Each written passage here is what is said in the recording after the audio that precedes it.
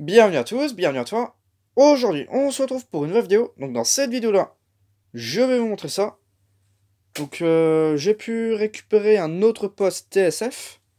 Voilà, donc appareil avec des lampes. Donc ça c'est le plus ancien modèle que j'ai. Donc voici la bête. Donc c'est le troisième appareil avec des lampes que j'ai. Donc ça c'est vraiment un poste que j'aimais bien, je le trouvais joli. Donc je l'ai payé 20 euros. Donc dans un magasin, il était affiché à 50, donc c'est un magasin du style brocante. Il était affiché à 50. Ensuite, il y avait écrit 30 euros, et aussi pour pièce.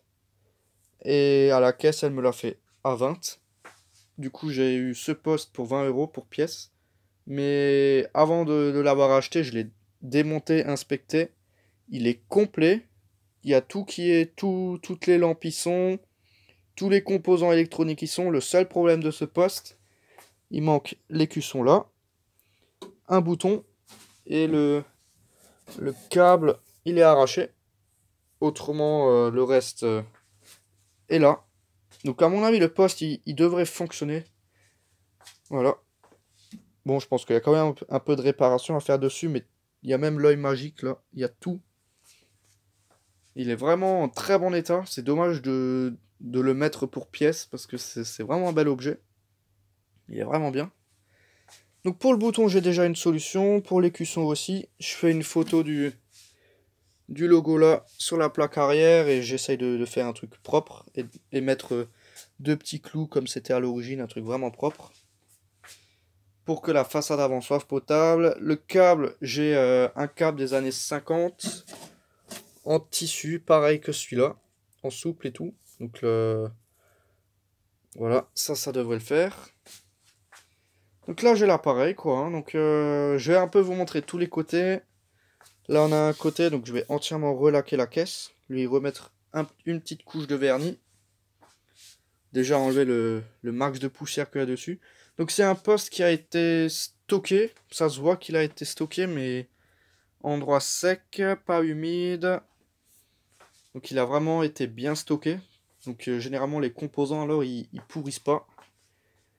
Du coup c'est déjà bon signe pour voir s'il fonctionne ou pas. Même si j'ai pas fort espoir qu'il fonctionne, je vais quand même le tester, le nettoyer, bien le nettoyer et après le tester.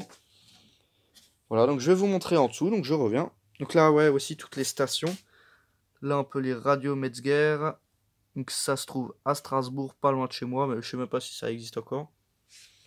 Ouais, donc je vais essayer de vous montrer la plaque en verre. Donc il y a 4 lampes là, il y en a une là, une là, une là et une là.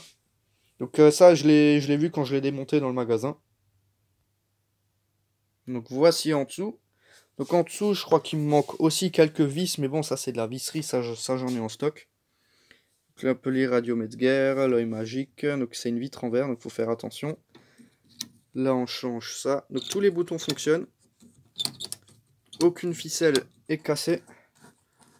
Ça tourne. Le vario, il bouge avec. Enfin, le condensateur variable, il bouge avec. Là, toutes les stations, je sais pas si ça correspond. Et là, le bouton, j'ai encore le petit caoutchouc là. Même si je pense que quand je vais essayer de l'enlever, il va se péter, mais bon. Il est là. Donc je pourrais toujours le recoller. Ouais, donc les côtés, hein, toujours pareil. Donc je vais aussi profiter pour vous montrer la face arrière. Parce que généralement, c'est une pièce que j'oublie de montrer. On a l'antenne, la mise à la terre. Rien. Ah ouais, parce que là, il y a la plaque signalétique du châssis. Le tourne-disque. Des haut-parleurs supplémentaires. Et le câble du secteur qui passe par là. Et deux vis, normalement, une là, mais je les ai pas. Mais bon, c'est pas grave, c'est des vis qui sont assez standards. Je vais mettre des vis tête plate d'époque avec un joli petit truc et tout. Ça va le faire. Donc là, maintenant, je vais vous montrer l'intérieur du poste. Donc c'est vraiment beau à voir. Voilà, donc j'ai enlevé les boutons et là, j'ai le câble de l'antenne. Le câble pour l'antenne, quoi, hein, pour la sortie antenne. Un luminaire pour dans une prochaine vidéo. Et ici, on a l'objet en question. Donc là, il y a le ticket de caisse que je vais garder précieusement. Et voici l'objet en question. Voilà, donc c'est vraiment super beau. J'aime vraiment bien ce genre d'objet. Donc le haut-parleur, le transfo, toutes les lampes ils y sont, aucun câble est arraché. Voilà, donc là on a la plaque signalétique. Voilà, numéro 1121. 50 ampères. Non, 50A, ça c'est le numéro de fabrication, je pense. Enfin, quoique, c'est aussi écrit sur la plaque arrière. Donc, à mon avis, ouais, c'est le numéro de série. Le numéro de châssis et tout. Donc là, je vais essayer de le sortir. Donc là, normalement, il y a tout qui sort. Donc, je vais vous montrer ça. Comme ça, on verra plus en détail. Voilà, c'est démonté. Donc là, on a tout. La façade en verre. Donc le haut-parleur ne se démonte pas. Il faut enlever les vis. Mais ça, je le ferai hors caméra. On a un peu tout, hein, donc tous les trucs, toutes les lampes, tout le machin. L'œil magique qui est là, le condensateur variable qui tourne. Ça, y a pas de problème. Toutes les lampes là qui se débranchent. Donc ça, c'est aussi des lampes, mais dans des capsules. Donc comme ça, j'en ai aussi quelques-unes en stock, mais pas tant que ça.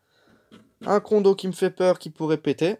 Mais bon, comme elle était stockée à l'abri, toujours plutôt chaud, bah... je pense qu'il ne doit pas y avoir trop de soucis de corrosion ou des composants pourris. Donc là, je vais vous montrer en dessous. Donc là, c'est vraiment un gros bordel. Et voici en dessous. Voilà, tous les composants. Même si on voit pas spécialement tout bien comme il faudrait. Mais bon, j'ai pas envie d'abîmer quelque chose. Donc c'est le mieux que je peux faire. Hein. Donc là, il y a tout plein de condos, de trucs, de machins. Ça, faudrait le changer là, tous ces condos là, les résistances.